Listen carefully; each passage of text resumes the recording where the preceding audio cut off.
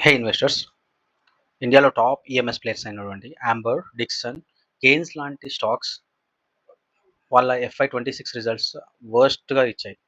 But మన Syrma SGS technologies మాత్రం సూపర్గా రిజల్ట్స్ ఇచ్చింది. దీనికి కారణాలు ఏంటి? ఇది వన్ టైం రిజల్ట్సా, లేకపోతే వాళ్ళు చెప్తున్నట్టు FY30 దాకా బాగానే పర్ఫామ్ చేస్తామంటున్నారు. అరౌండ్ 30-35% గ్రోత్ డెలివర్ చేస్తామంటున్నారు. నిజంగా వీళ్ళు అంత గ్రోత్ డెలివర్ చేయగలుగుతారా లేదా? ఈ వీడియోలో డిస్కస్ చేద్దాం. దీంతోపాటు కాన్కాల్ అనాలిసిస్, వాల్యుయేషన్స్, రిస్క్ ఏమున్నాయి, ఇవన్నీ మనం ఈ వీడియోలో డిస్కస్ చేసుకుందాం. ప్లీజ్ లాస్ట్ దాకా చూడండి. లాస్ట్ దాకా చూస్తే మాత్రమే మీకు సిర్మా ఎస్జిఎస్ ఎందుకు బాగా పర్ఫామ్ చేయగలుగుతుంది మీకు తెలుస్తుంది. ఈవెన్ రేపు సిర్మా పడినా కూడా మీకు క్లియర్గా అర్థమవుతుంది ఎందుకు పడుతుందని చెప్పేసి. ఇక ఫైనాన్షియల్ విషయానికి వస్తే 27% ఇయర్ ఆన్ ఇయర్ గ్రోత్ ఏ ఈఎంఎస్ ప్లేయర్కు ఇవ్వలేదు. ఇంకా ప్రాఫిటబిలిటీ గురించి మాట్లాడుకుంటే ఆపరేటింగ్ ఈబిటా 68%, ఈబిటా 56%, పీబీటీ చూడండి 88%, which is exceptional. Export revenues 25% వచ్చింది. ఇది సపరేట్గా చెప్తున్నారు ఎందుకొరకు అనేది మనం నెక్స్ట్ స్లైడ్స్ చూద్దాం. 41% ఇయర్ ఆన్ ఇయర్. ప్యాట్ వచ్చేసరికి 87%తో గ్రోత్ అయింది. సో ముందుగా Syrma SGS technologies order book and management guidance విషయానికి వస్తే ఆర్డర్ బుక్ ఆల్మోస్ట్ 6,600 crores ఉంది. వీళ్ళు FY26లో చేసిన బిజినెస్ 4,860 crores. సో వీళ్ళకు లాస్ట్ ఇయర్ కన్నా మంచి ఆర్డర్ బుక్ ఉంది. ఆల్మోస్ట్ 50% ఎక్స్ట్రా ఆర్డర్ బుక్ ఉంది వీళ్ళ దగ్గర. ఈ ఆర్డర్ బుక్ మేజర్గా ఎక్కడెక్కడ నుంచి వస్తుందని చూస్తే consumer electronics 30%, automotive electronics 29%, automobile, industrial electronics 24%. మనకు మేజర్గా చూడాల్సింది automotive is a cyclical sector, బాగా గుర్తుపెట్టుకోవాలి, cyclical sector. And consumer electronics is low margin business కాబట్టి ఎప్పుడైనా మీకు ఆర్డర్స్ న్యూస్ వస్తే, ఒకవేళ కన్జ్యూమర్ ఎలక్ట్రానిక్స్ వస్తే సిర్మా ఎస్జిఎస్ బాగా రియాక్ట్ అవ్వదు. ఆటోమోటివ్ ఆర్డర్స్ వస్తే ఖచ్చితంగా బాగా రియాక్ట్ అవుతుంది. ఇండస్ట్రియల్ ఎలక్ట్రానిక్స్ కూడా బాగా రియాక్ట్ అవుతుంది. దాంతోపాటు మెట్టెక్ ఆర్డర్స్ వస్తే మాత్రం ఇంకా బాగా రియాక్ట్ అవుతుంది. ఎందుకంటే వీళ్ళకు హై మార్జిన్ బిజినెస్ వచ్చేసరికి automotive and industrial and MedTech business చాలా చాలా చాలా హై మార్జిన్ ఉన్న బిజినెస్ని బాగా రివార్డ్ చేస్తుంది. కన్జ్యూమర్ ఎలక్ట్రానిక్స్ మాత్రం అంత హై మార్జిన్ ఉన్న బిజినెస్ కాదు. ఈ మూడు కలుపుకుంటే కన్జ్యూమర్, ఆటోమోటివ్, ఇండస్ట్రియల్ కలుపుకుంటే ఆల్మోస్ట్ 80% పైన వీళ్ళకు బిజినెస్ ఈ 3 సెగ్మెంట్స్ నుంచి వస్తుంది. ఇన్ ఫ్యూచర్లో వీళ్ళు మెట్టెక్ సైడ్ వెళ్తున్నారు. ఐటీ అండ్ రైల్వేస్ కూడా ఉంది, చాలా తక్కువ. ఇక మేనేజ్మెంట్ గైడెన్స్ విషయానికి వస్తే 30-35% రెవెన్యూ గ్రోత్ డెలివర్ చేస్తామంటున్నారు. FY27లో 4,850 crores మాత్రమే చేశారు. ఇంకా ఎక్స్పోర్ట్ విషయానికి వస్తే 1,500 కోట్లు అంటున్నారు. లాస్ట్ ఇయర్లో 1,200 crores. ఇది సపరేట్గా చెప్పాల్సిన అవసరం ఏముందంటే ఎక్స్పోర్ట్ బిజినెస్ ఎంత ఉంటే వాళ్ళకి high margin business export business, దాంతోపాటు రూపీ పడుతుంది కాబట్టి అక్కడ కూడా వీళ్ళకి అడ్వాంటేజ్ అవుతుంది. సో రెండు అడ్వాంటేజ్ వల్ల ఎక్స్పోర్ట్స్ రిలేటెడ్గా బిజినెస్ని సపరేట్గా చెప్పి చూపిస్తున్నారు. సో 25% ప్రజెంట్ రెవెన్యూలో ఉంది. అండ్ క్యాపెక్స్ రిలేటెడ్ గైడెన్స్ వచ్చేసి 350-400 crores. అండ్ ఈబిటా 700 crores చేస్తామంటున్నాం, 28% ఇయర్ ఆన్ ఇయర్ గ్రోత్తో. ఈబిటా మార్జిన్ 10.5% to 11% అంటున్నారు. దీనికి మేజర్ కారణాలు లాస్ట్ ఇయర్ 11.3 చేశారు, బట్ ఇప్పుడు మాత్రం లోవర్ సైడ్ చెప్తున్నారు. దానికి మేజర్ కారణం యుఎస్ ఇరాన్ వార్ నడుస్తుంది, దానివల్ల షిప్పింగ్ రిలేటెడ్ ఇష్యూస్ ఉన్నాయి. సో కాబట్టి ఖచ్చితంగా వీళ్ళకు మార్జిన్ మీద ప్రెషర్ ఉంటుంది. ఒకవేళ అది తొందరగా అయిపోయింది అనుకోండి వార్, ఇమ్మీడియట్గా మార్జిన్స్ బాగా పెరుగుతాయి. సో ఇప్పుడు పడింది కాబట్టి ఇదే రేంజ్లో ఉంటుందని ఎక్స్పెక్ట్ చేయొద్దు. ఖచ్చితంగా 11-12% మార్జిన్స్ కూడా పెరగవచ్చు ఒకవేళ వార్ తొందరగా కంప్లీట్ అయితే. ఇంకా పీసీబీ మ్యానుఫ్యాక్చరింగ్ రిలేటెడ్గా 800 crores స్పెండ్ చేయబోతున్నారు, which is very huge amount. మన ఇండియాలో ఉన్న ఈఎంఎస్ ప్లేయర్లలో సిర్మా మాత్రం పీసీబీ రిలేటెడ్గా మ్యానుఫ్యాక్చరింగ్లోకి వెళ్తుంది. ఇంకొక కంపెనీ కూడా ఉంది, అది నెక్స్ట్ స్లైడ్లో డిస్కస్ చేసుకుందాం. ఇంకా సిర్మా ఎస్జిఎస్ వాళ్ళు ఎక్కడెక్కడ వీళ్ళు వర్క్ చేస్తారంటే బేసిక్గా వీళ్ళు చేసే పని పీసీబీ సర్క్యూట్ బోర్డ్స్ని కొని దానిపైన అసెంబుల్ చేసి, పీసీబీ అంటే ఎంటీబీ బోర్డ్ అండి ఇది. సో ఓన్లీ ఎంటీ బోర్డ్ ఉంటుంది, కొన్ని లైన్స్ ఉంటాయి. సో ఆ లైన్స్ వచ్చేసరికి ఎలక్ట్రానిక్ సిగ్నల్స్ తీసుకెళ్ళడానికి వాడతారు. సో ఈ బోర్డ్స్ని కొని పీసీబీఏ అసెంబుల్ చేసి పీసీబీ బోర్డు పైన కొన్ని కాంపోనెంట్స్ అమర్చి, లైక్ మెమరీ కార్డ్ కానీ డిఫరెంట్ కాంపోనెంట్స్ ఇక్కడ కనిపిస్తున్న కాంపోనెంట్స్ అని, దాని తర్వాత బాక్స్ బిల్డ్ తయారు చేసి దాని తర్వాత టెస్టింగ్ చేసి ఫైనల్గా అమ్మేస్తారు. దాంతోపాటు వైరింగ్ హార్నెస్ కూడా వీళ్ళ దగ్గర ఉంది. వైరింగ్ హార్నెస్ అంటే సింగిల్ వైర్ కాదు, మనం మామూలుగా కంప్యూటర్స్ ల్యాప్టాప్స్లో చూస్తుంటాం, మల్టిపుల్ వైర్స్ని ఒక బండిల్ లాగా ఇస్తుంటారు. మీరు ఇక్కడ చూస్తే ఈ బండిల్స్ అనమాట, ఇవి కూడా తయారు చేస్తారు. దాంతోపాటు ఇంజెక్షన్ మాడ్యూల్ ఉంటాయి. ఇది బేసిక్గా ప్లాస్టిక్ పార్ట్స్లో వాడతారు. ఇంకా ఎండ్ టు ఎండ్ ఇక్కడ చూడొచ్చు మీరు. ఇంకా సిర్మా ఎస్జిఎస్ టెక్నాలజీ వాళ్ళు ఎక్కడెక్కడ ఆపరేట్ చేస్తారు అంటే ఆటోమోటివ్ ఎలక్ట్రానిక్స్, ఇంతకుముందు చెప్పుకున్నట్టు 30% పైన ఉంది వీళ్ళకు. సో పీసీబీఏ బాక్స్ బిల్డ్ చేస్తారు. కంట్రోల్ ఈసీయూ మీరు విని ఉంటారు, మీ దగ్గర కార్ లాంటివి ఏమైనా ఉంటే ఈసీయూ ఖచ్చితంగా ఉంటుంది. మీరు కీ లాంటివి యాడ్ చేసినా, లేకపోతే డోర్ లాక్ అవ్వాలన్నా ఇవన్నీ ఈసీయూ రిలేటెడ్గా వర్క్ ఫంక్షనాలిటీ ఉంటుంది. సెన్సార్స్ మాడ్యూల్స్ తయారు చేస్తారు. దాంతోపాటు పవర్ ఎలక్ట్రానిక్స్, ఈవీ ఎలక్ట్రానిక్స్, ఇండస్ట్రియల్కి వచ్చేసరికి industrial automation, power devices, IoT devices కూడా తయారు చేస్తారు. మెడికల్ డివైజెస్ ఇది హై మార్జిన్ బిజినెస్. మెడికల్ డివైజెస్లో మీకు హాస్పిటల్స్లో వెళ్తే డయాగ్నోస్టిక్ ఎక్విప్మెంట్స్ ఉంటాయి కదా, patient monitoring systems, imaging systems etcetera వీళ్ళు తయారు చేస్తారు. ఇంకా ఐటీలో మదర్ బోర్డ్స్ కానీ, ల్యాప్టాప్స్ కానీ, servers, memory and networking devices. రైల్వేలో signalling system, communication units, control panels లాంటివి తయారు చేస్తారు. డిఫెన్స్లో ఇది వెరీ థిన్ రెవెన్యూ ఇప్పటికైతే ప్రెసెంట్ అయితే ఇప్పుడు ఈ మధ్యలోనే ఎంటర్ అయ్యారు. Defence electronics, naval communication system. Consumer ఎలక్ట్రానిక్స్కి వచ్చేసరికి home electronics, lifestyle products, setup boxes ఉంటాయి కదా ఇంట్లో, ఐఓటీ డివైస్ అలాంటివన్నీ. ఇది లో మార్జిన్ బిజినెస్. ఒకవేళ ఆర్డర్స్ లో మార్జిన్ బిజినెస్ వస్తే ఖచ్చితంగా మార్కెట్ అంత రియాక్ట్ అవ్వదు.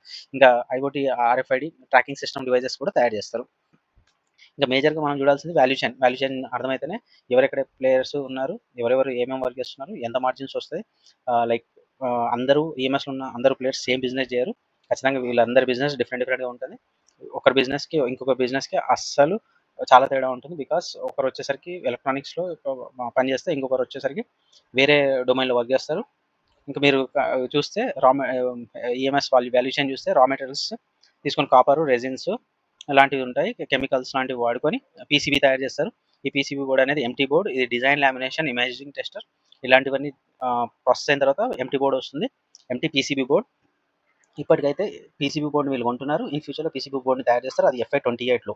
సో ఇంకా 2 years టైం ఉంది. సో ఒకవేళ వీళ్ళు పీసీబీ తయారు చేస్తే ఖచ్చితంగా వీళ్ళకి మార్జిన్స్ ఇంకా బాగా పెరుగుతాయి, బిజినెస్ బాగా పెరుగుతుంది. దీంతో పాటు మూడోది పీసీబీఏ. ఇక్కడ నుంచి సినిమా వాళ్ళు ఎంటర్ అవుతారు. పీసీబీఏలో మీకు ఈ కాంపోనెంట్స్ అన్ని అమర్చి దాని తర్వాత ఓడిఎం తయారు చేస్తారు. ఒరిజినల్ లైక్ ల్యాప్టాప్ కానీ ఈ ఒక డివైస్ని తయారు చేస్తారు. ఫైనల్గా OEM, ఒరిజినల్ ఎక్విప్మెంట్ మ్యానుఫ్యాక్చరింగ్, ఫైనల్గా ఒక ప్రోడక్ట్ తయారవుతుంది. ఆ ప్రోడక్ట్ పైన వీళ్ళు బ్రాండింగ్ తయారు చేస్తుంటారు. ఇది ఫైనల్గా OEM. దాని తర్వాత మనం ఏ ప్లేయర్స్ ఎక్కడెక్కడ ఉన్నారని చూస్తే company Syrma, Dixon, Kaynes, Amber, Avalon ఈ 4 చూస్తున్నాం. సిర్మా వాళ్ళు పీసీబీఏ నుంచి స్టార్ట్ అవుతుంది వీళ్ళ బిజినెస్. పీసీబీఏ, ఓడిఎం చేయట్లేదు. పీసీబీఏ, ఓడిఎం బాక్స్ బిల్డ్ కూడా చేస్తారు. సో ఇన్ ఫ్యూచర్లో 800 crores ఇన్వెస్ట్ చేస్తున్నారు పీసీబీ కొరకు. ఇంకా డిక్సాన్ విషయానికి వస్తే పీసీబీఏ ప్లస్ ఈఎంఎస్లో ఉన్నారు. ఇంకా పీసీబీ సైడ్ వెళ్ళట్లేదు, వీళ్ళు ఓడిఎం సైడ్ ఎక్కువ ఉన్నారు. అండ్ కేన్స్ వాళ్ళు వచ్చేసరికి పీసీబీ మ్యానుఫ్యాక్చరింగ్లో ఎంటర్ అయిపోయారు, బట్ ఇంకా స్టిల్ ఫుల్ ఫ్లెడ్జ్ కాదు. ఇంకా యాంబర్ వాళ్ళు అయితే ఓన్లీ ఈఎంఎస్ అండ్ ఓడిఎం. పీసీబీఏ నుంచి మొదలు పెట్టుకొని ఈఎంఎస్ దాకా ఆవలాన్ వాళ్ళు ఉన్నారు. పీసీబీలో ఎవరు లేరు. సో మేజర్గా పీసీబీలో ఉన్నది సిర్మా, ఎస్జిఎస్ అండ్ కేన్స్ వాళ్ళు మాత్రమే. సో కేన్స్ వాళ్ళ రిజల్ట్స్ అసలు బాగా రాలేదు, డిక్సాన్ వాళ్ళు అసలు బాగాలేదు, యాంబర్ వాళ్ళది అసలు బాగా రాలేదు. పీసీబీ అనేది ఎంటీ బోర్డ్ మనం ఇంతకుముందు చెప్పినట్టు అసెంబ్లీ చేసిన తర్వాత ఫైనల్ ఫినిష్ ప్రోడక్ట్ ఓఎంకి అమ్మేస్తారు వీళ్ళు. సో ఇక్కడ నుంచి ఈ ఏరియాలోకి ఎంటర్ అవుతున్నారు వాళ్ళు. సో సిర్మా ఎస్జిఎస్ టెక్నాలజీస్ ఒక FY26 ఫైనాన్షియల్ చూస్తే 4,857 crores రెవెన్యూ జనరేట్ చేశారు.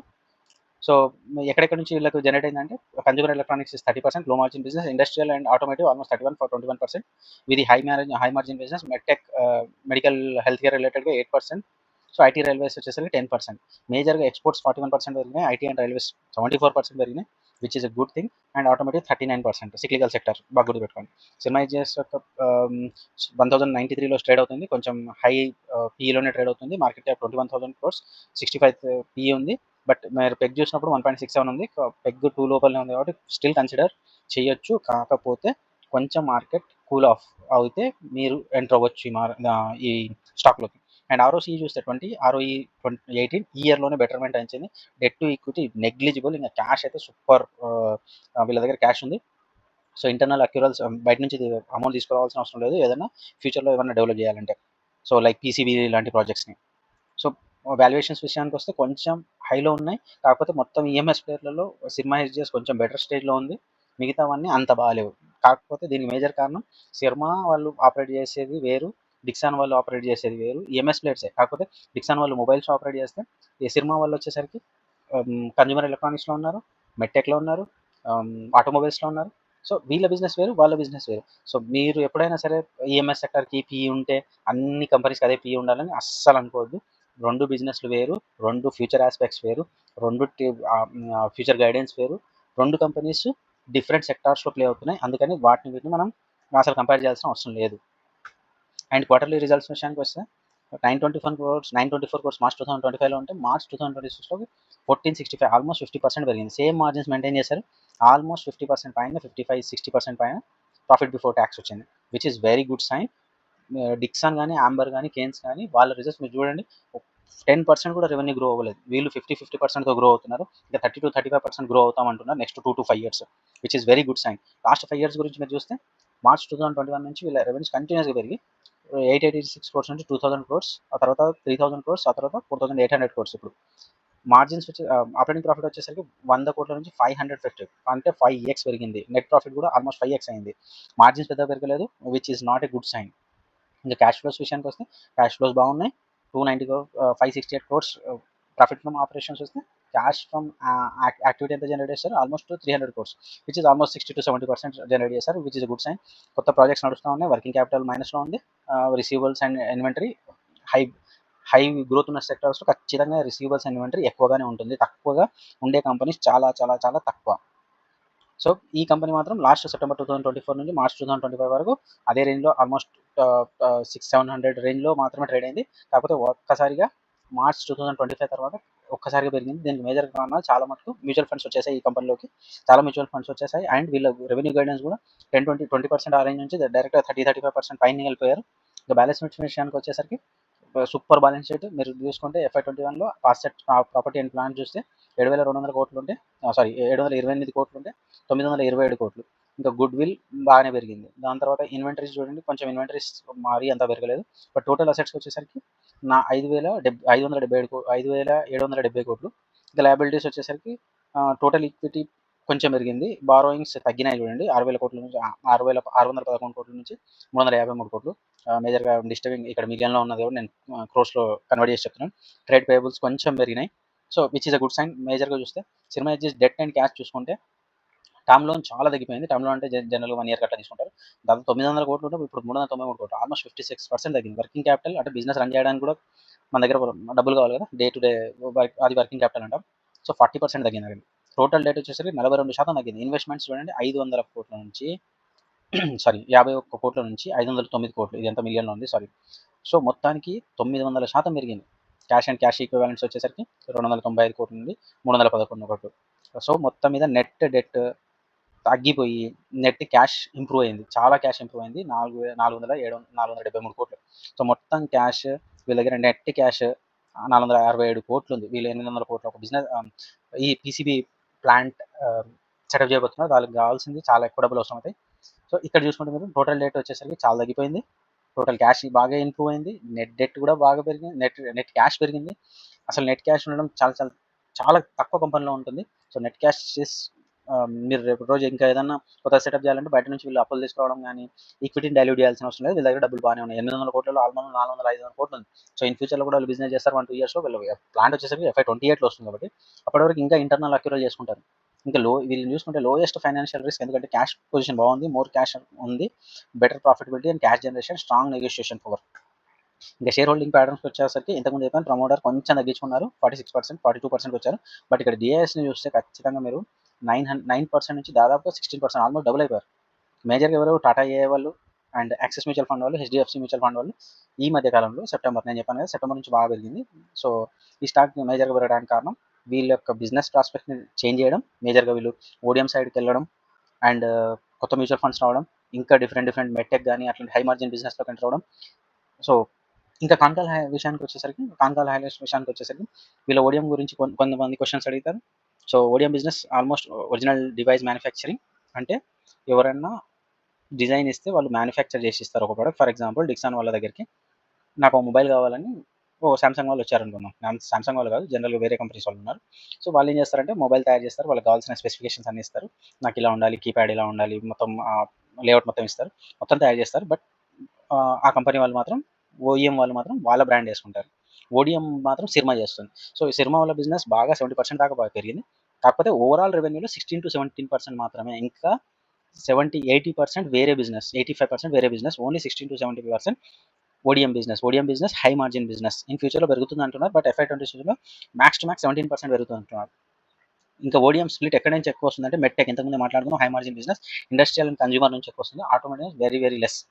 ఇంకా మూడో విషయానికి ఎక్స్పోర్ట్ 41% పెరిగింది, which is very good sign.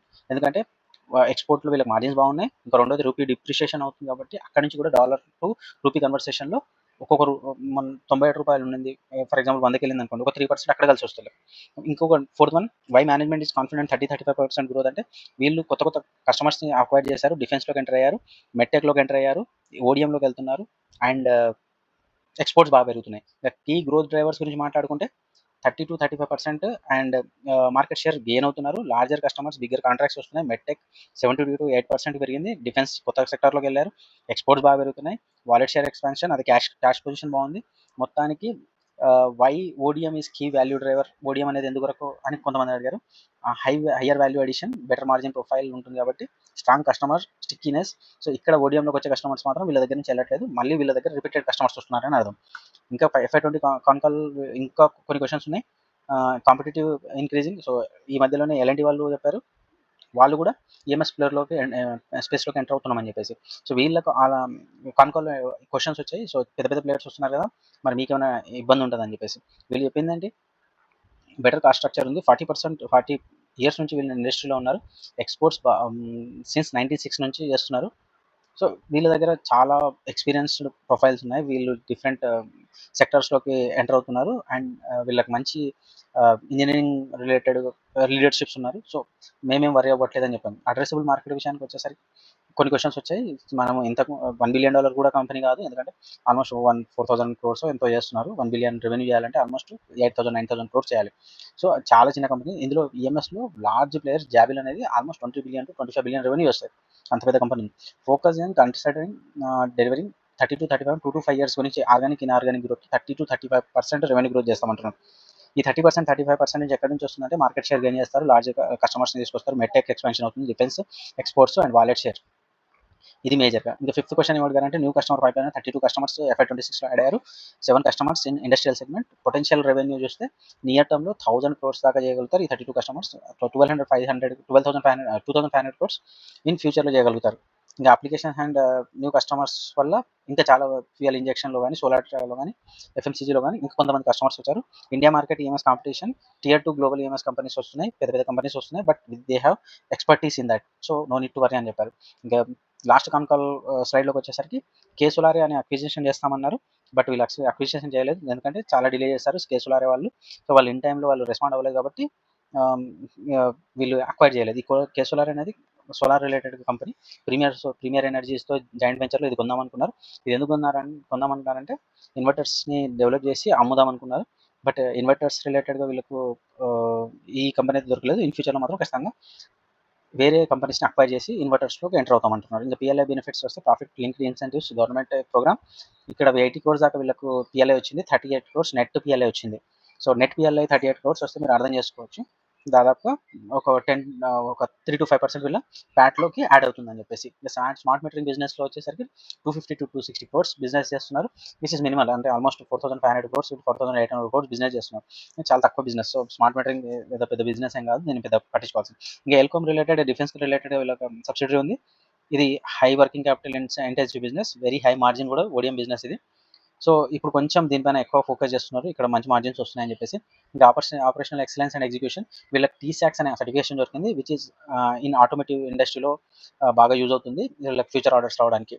ఇంకా అదర్ కీ అప్డేట్స్ విషయానికి వచ్చేసరికి ఇంతకుముందు మనం డిఫెన్స్ రిలేటెడ్గా న్యూ అడిషన్స్ అయినాయని చెప్పి, ఎక్స్పోర్ట్ గ్రోయింగ్ అవుతుంది, ఓడిఎం రిలేటెడ్ వచ్చేస్తున్నాయి అండ్ మంచి క్యాష్ పొజిషన్ ఉంది.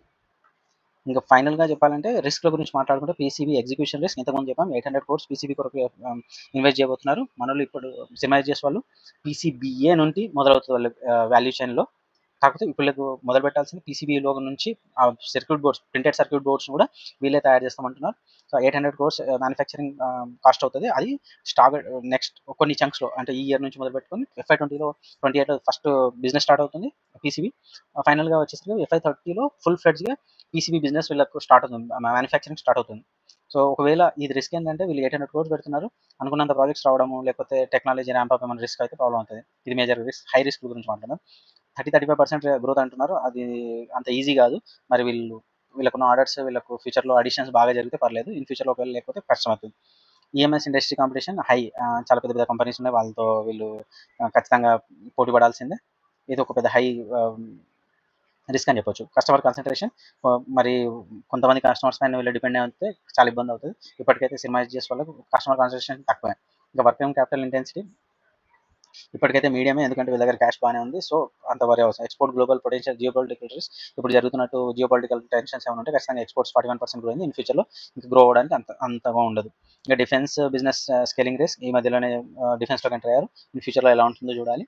స్మార్ట్ మీటరింగ్ బిజినెస్ అది లో మార్జిన్, దీన్ని పట్టించుకోవాల్సిన అవసరం లేదు. ఇంకా రా మెటీరియల్ వొలటిలిటీ ఖచ్చితంగా మనం మాట్లాడుకోవాలి. ఎందుకంటే రా మెటీరియల్ ప్రైసెస్ చాలా బాగా పెరుగుతున్నాయి. ఖచ్చితంగా వీళ్ళు పాస్ ఆన్ చేయాలి, లేదంటే ఖచ్చితంగా వీళ్ళన్నా బేర్ చేయాలి. అప్పుడు బేర్ చేసినప్పుడు ఖచ్చితంగా మార్జిన్స్ పడిపోతాయి. ఇంకా రెన్యూవబుల్ రిలేటెడ్గా మాట్లాడుకుంటే రెన్యూవబుల్ ఎనర్జీలో వీళ్ళు ఒక కంపెనీ కొందాం అనుకున్నారు, ప్రీమియర్ ఎనర్జీస్ వాళ్ళతో ఒక జేవీలో.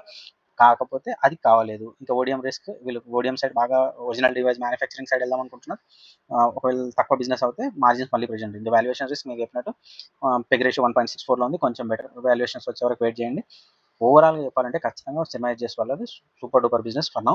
మంచి క్యాష్ జనరేట్ చేసుకుంటున్నారు, ఓడిఎం సైడ్ వెళ్తున్నారు, అండ్ హై మార్జిన్ సైడ్ వెళ్తున్నారు, డిఫెన్స్ సైడ్ వెళ్తున్నారు, ఈ ఎటెక్ సారీ హెల్త్ రిలేటెడ్ డివైజెస్లో మంచి మార్జిన్స్ అక్కడికి వెళ్తున్నారు. సో ఓవరాల్గా చూసినా మంచి మంచి గ్రోత్ ఉన్న కంపెనీ. సో ఎవ్రీ క్వార్టర్కి మంచి ట్రాక్ చేయండి. ట్రాక్ చేసిన తర్వాత మనం ట్రాక్ చేయాల్సినవి మేజర్గా